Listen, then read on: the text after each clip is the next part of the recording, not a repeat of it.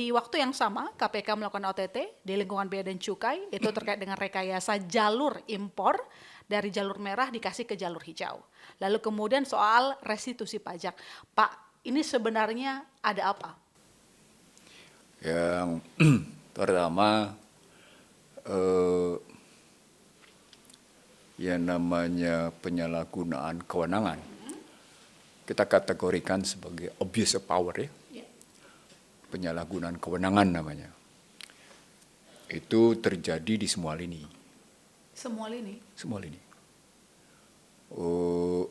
Dari hal yang paling kecil sampai hal yang paling besar. Misalnya kita suka ngelihat penyalahgunaan kewenangan seorang pejabat yang menggunakan fasilitas publik untuk kepentingan pribadinya.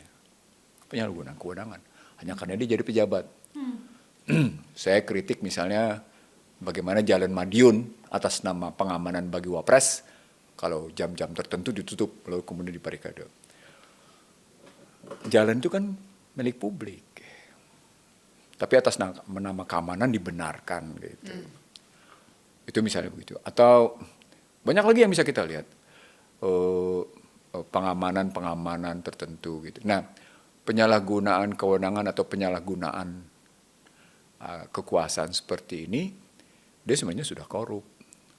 Itu yang saya sebut sebagai intangible corruption. Jadi korupsi yang intangible. Tapi kita lihat ada hal-hal yang seperti itu.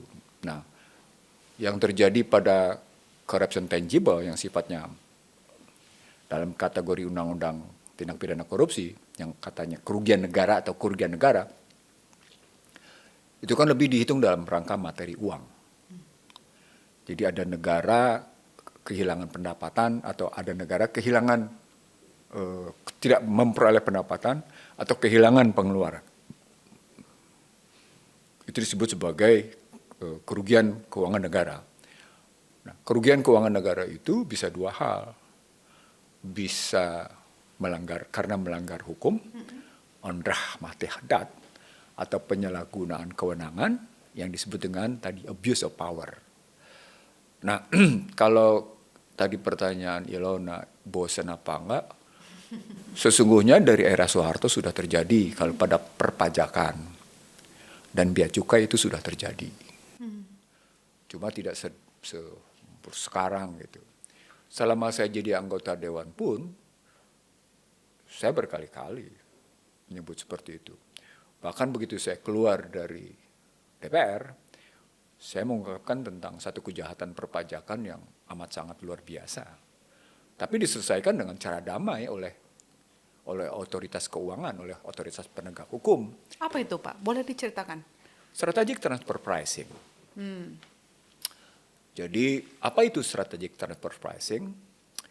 Pendapatan yang diubah menjadi biaya. Jadi tidak kena pajak.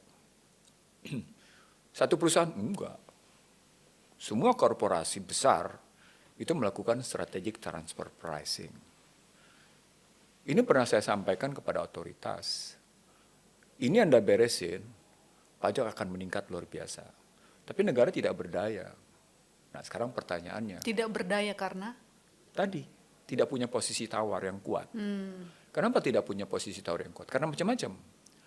Pertama, soal siapa yang ada di belakang perusahaan itu, atau soal siapa yang bersama perusahaan itu.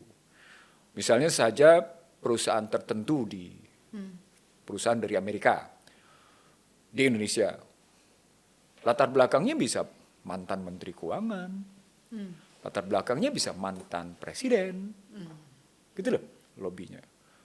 Ini saya ngomong apa adanya nih, gitu ya. Dan lobby mereka luar biasa, gitu. Sehingga sang perusahaan aman.